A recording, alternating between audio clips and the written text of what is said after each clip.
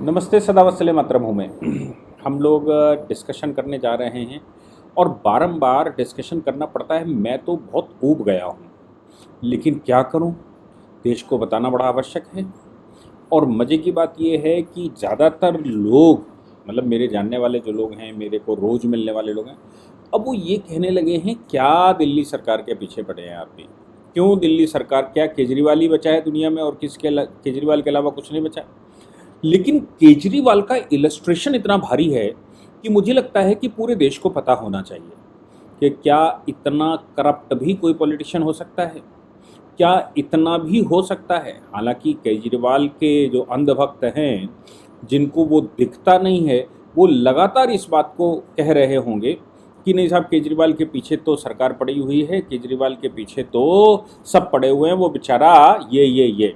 और केजरीवाल खुद भी, उनके फॉलोवर्स छोड़ दीजिए, उनके जो पार्टी के लोग हैं, जो नेतागण हैं, वो एक ही बात कहते हैं, शानदार स्कूल, शानदार बिजली, शानदार पानी, शानदार ये, शानदार वो, शानदार अस्पताल। और जितने में उनके कार्यकर्ता शानदार लगाते हैं, वो सब जगह से करप्शन निकलता है। जितना शानदार काम कहते हैं, उतना ही शानदार उसमें करप्शन निकलता है। आज सोचिए कि एक नए करप्शन पर सीबीआई ने और ईडी ने कई जगह पर रेड डाली, हैदराबाद में डाली, अहमदाबाद में डाली, और इस पर रेड मुंबई में डाली, दिल्ली में डाली। 41 लाख रुपए कैश बरामद भी हुए हैं और इसमें बड़ा घोटाला निकलकर सामने आया है। आप सोचिए कि करप्शन करने के विभिन्न प्रकार अगर किसी को किसी से सीखने हैं तो वो अरविंद केजरीवाल सामने आएंगे। सीवर सफाई अभियान में भी नहीं छोड़ा। 2000 करोड़ का मामला है। कितना? 2000 करोड़ रुपए का। उत्तर प्रदेश के अंदर एक पॉलिटिकल पार्टी 400 करोड़ रुपए में, 300 करोड़ रुपए में पूरे प्रदेश का चुनाव लड़ लेती है, जबकि इतना बड़ा प्रदेश है। आप सोचिए कि 300 करोड़ रुपया उत्तर प्रदेश में कौ सारी पॉलिटिकल पार्टियां लड़ लें। क्यों? क्योंकि 95 लाख रुपए का एक लोकसभा कॉन्स्टिट्यूएंसी बनती है, 80 कॉन्स्टिट्यूएंसी है। तो क्या मानोगे, 80 कॉन्स्टिट्यूएंसी हैं और 1 करोड़ रुपए का बनता है, मतलब 95 लाख छोड़ दिए, 1 करोड़ मान लीजिए, तो 80 करोड़ रुपए का मामला बना। 4-5 गुना खर्च कर दीजिए, 4 गुना खर्च कर दीजिए, 4 करोड़ रुपया खर्च, तो भी 400 करोड़ रुपए बनता है। मतलब आप सोचकर देखिए कि 300-400 करोड़ रुपए में उत्तर प्रदेश जैसे एक प्रदेश का, जो देश का सबसे बड़ा जनपद इन मामलों में है, वो जनपद का चुनाव पूरा हो जाता है। और अरविंद केजरीवाल की भूख इतनी बड़ी है कि एक एक मामले में 2-2 हजार करोड़ रुपए का मामला, 300, 400, 500 करोड़ रुपए का तो वो एक्सेस बना देते हैं। दिल्ली के 10 सीवेज ट्रीटमेंट प्लांट, आपको याद है ना, अरविंद केजरीवाल ने ये कहा था कि वो जमुना जी को इतना साफ कर देंगे कि लोग उसमें डुबकी लगा सकते हैं गंगा जी की तरह। और आप अगली बार देखना, अगली बार मिलना। हालांकि 10 वर्ष हो चुके हैं, कुछ हुआ नहीं, लेकिन उनके लिए फंड जरूर निकाले गए। जो नाले जमुना जी में गिरते हैं, उन नालों में ट्रीटमेंट प्लांट लगाए गए। 2000 करोड़ रुपया उसमें खर्च किया गया अपग्रेडेशन के लिए। बाकी जो रेगुलर खर्च हो रहा है 1000-2000 करोड़ रुपया, वो अलग है। 2000 करोड़ रुपया इस बात का, 1943 करोड़ रुपया इस बात का निकाला गया कि जो सीवेज है वो ट्रीटमेंट प्लांट में ट्रीटमेंट करके बिल्कुल साफ पानी जमुना जी में जाएगा। ऐसे 10 ट्रीटमेंट प्लांटों के अपग्रेडेशन और उनकी कैपेसिटी बढ़ाना, इसका ठेका दिया गया। मज़े की बात यह है कि 3 जॉइंट वेंचर कंपनियां जो कि बाहर की थी, इन 3 जॉइंट वेंचर कंपनियों के अब 10 जो ठेके पड़े, वो 3 जॉइंट वेंचर कंपनीज को दिए गए। उसमें 4 ठेकों की बात निकल कर आई कि भाई एक दोनों को दे दिया गया और 2 एक को दे दिया गया। कुछ ऐसे मैनेज किया गया कि वो 3 जॉइंट वेंचर कंपनियों ने ही सारे ठेके ले लिए। आपस में वही टेंडर डालने वाली थी, वही विनर थी, वही रनर थी, और वो उनमें से कुछ विनर कुछ रनर, कुल मिलाकर सारे काम 3 जॉइंट वेंचर कंपनियों को किए गए।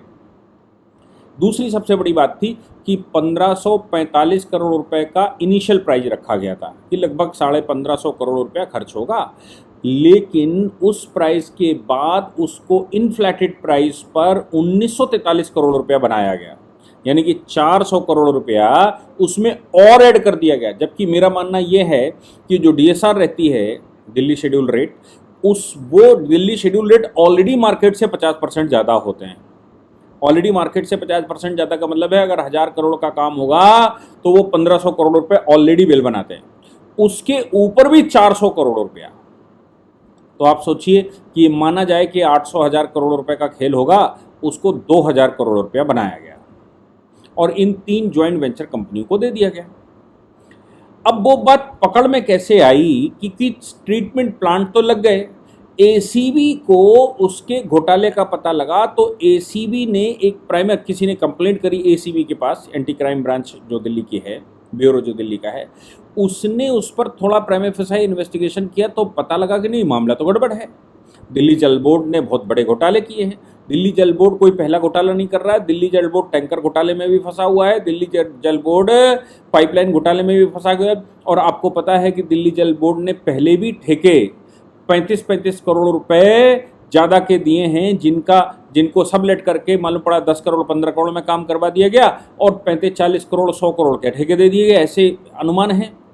उनमें भी वो जो अभी बेल हुई है कई लोगों की, जो दिल्ली जल बोर्ड का चेयरमैन था उसकी बेल अभी हुई है कुछ दिन पहले ही, और कई एक अधिकारियों को उसमें पकड़ा गया, पैसा भी पकड़ा गया, उनके फ्लैट पकड़े गए, उनकी इलीगल प्रॉपर्टी पकड़ी गई, उनकी बेनामी प्रॉपर्टी पकड़ी गई, और उसमें सब कुछ निकल कर आया कि भैया दिल्ली जल बोर्ड का जो मंत्री है, जो दिल्ली सरकार है, वो उसमें इन्वॉल्व है, वो मजे से करवाती है।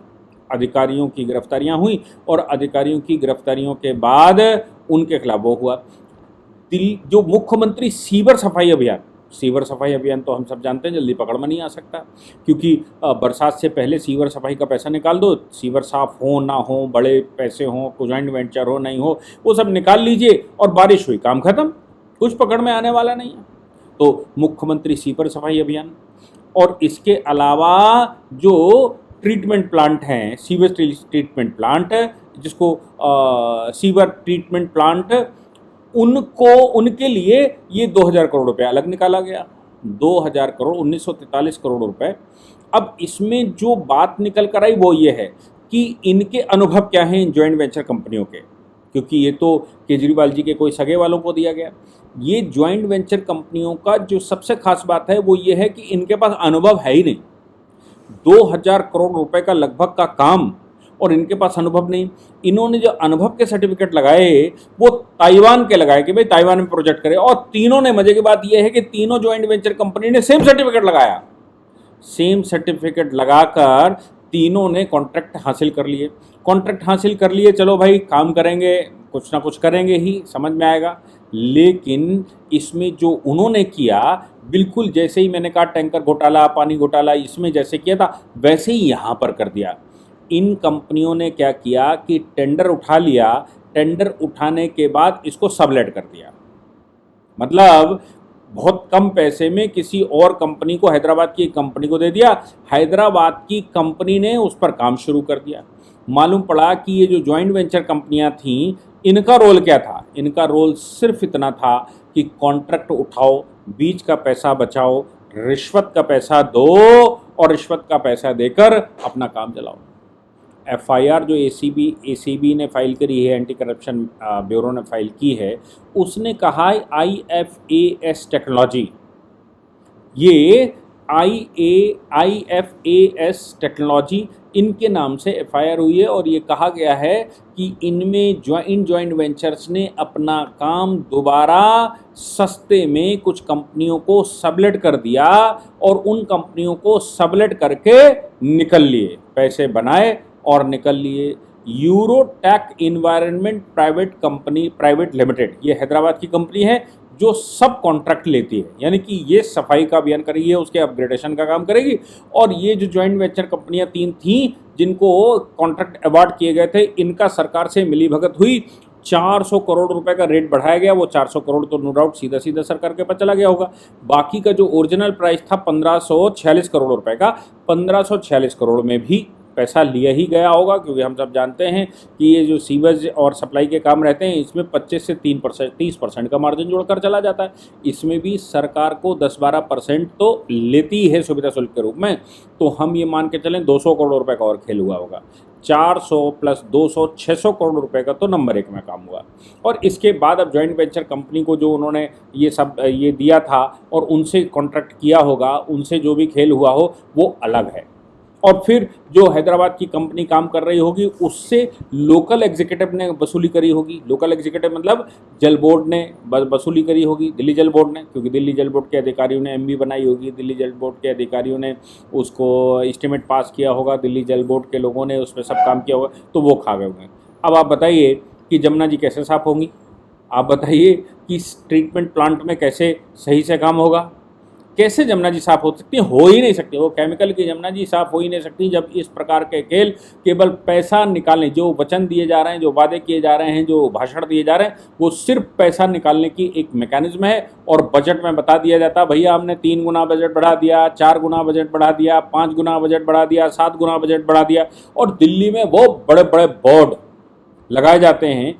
पब्लिसिटी में भी हम सब जानते हैं, पब्लिसिटी, समोसे का पैसा, पब्लिसिटी का पैसा तमाम निकाला जाता है, जिस पर तमाम तरह के प्रश्न पहले भी हो चुके हैं कि भाई इतनी पब्लिसिटी का पैसा, काम से ज़्यादा पब्लिसिटी में पैसा खर्च हो जाता है।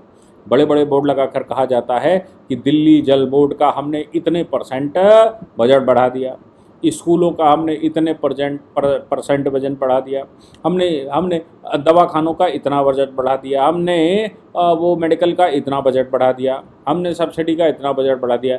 ये बोर्ड दिल्ली में सामान्यतः आपको लगे मिल जाएंगे बजट बढ़ाने वाले। बजट खर्च कहाँ हुआ इसके बोर्ड नहीं लगते, काम कितना हुआ इसके बोर्ड नहीं लगते। यहाँ ये तो लगते 10 ट्रीटमेंट प्लांट हमने बढ़ा दिया, उनको अपग्रेड कर दिया, लेकिन ये नहीं बताते कि उसमें 1000 करोड़ का खेल कर लिया, उनका कोई अपग्रेडेशन केवल कागज़ों पर हुआ होगा, मशीन भी केवल बदलकर इधर की उधर शिफ्ट हुई होगी, बहुत ज़्यादा काम नहीं हुआ होगा। आप सोचिए कि करप्शन की पराकाष्ठा किसी व्यक्ति ने कर दी है कि कुछ भी काम करेगा। अभी तो कोई मेरे को मेल करके ये वीडियो के नीचे, इस लेक्चर के नीचे कोई लिख रहा था एक दिन कि सर ज़रा थोड़ा सा पता करिए कि ये जो करप्शन के खेल चल रहे हैं, जिनमें हाई कोर्ट, सुप्रीम कोर्ट, नीचे लोअर कोर्ट, बार बार एप्लीकेशन मूव होती है, इसमें करोड़ों रुपया निकाला जा रहा होगा, को इसमें भी करप्शन का एक बड़ा खेल हो।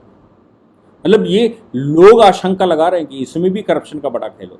आप सोचिए कि दिल्ली सरकार करप्शन के मामले में पराकाष्ठाएं पार कर गई है, और ये बेशर्म लोग वहां रोज प्रेस कॉन्फ्रेंस करके कुछ ना कुछ एलिगेशन लगाते हैं। एलजी नहीं करने दे रहा जी, वो अमित शाह जी नहीं करने दे रहे जी, वो केंद्र सरकार नहीं करने दे रही जी। और इनको मोदी नाम तो ऐसी इन्होंने माला जपी है, ऐसा लगता है कि मोदी की माला जपकर इनको मोक्ष प्राप्त हो जाएगा। ये मोक्ष को मोदी नाम जपकर ही ये मोक्ष को प्राप्त करेंगे, क्योंकि जो उठता है इनका नेता वो मोदी जी का नाम लेता है। मोदी मोदी ये कहें, हो सकता है कि हो जाए स्वर्ग, और स्वर्ग से मुल्ला बांग देगा और नीचे कहेगा नर्क। ऊपर ये मोदी मोदी जपते जपते हो सकता है स्वर्ग चले जाएं, लेकिन स्वर्ग से जब बांग लगेगी तो नीचे नर्क दिखाई देगा और कुछ नहीं दिखाई देगा। इन लोगों ने एक छोटी सी दिल्ली जो एक मार्गदर्शक मांग रही थी, उस दिल्ली का भी इन्होंने बुरा हश्र करके छोड़ा। आप सोचिए कि ये किस स्तर पर घोटाले करने वाले लोग हैं। लेकिन अभी तो वो ईडी ने छापे मारने शुरू कर दिए हैं, गिरफ्तारी करनी शुरू कर दी हैं, सारी चीज़ें सामने आने लगी हैं। जय हिंद, जय भारत, वंदे मातरम।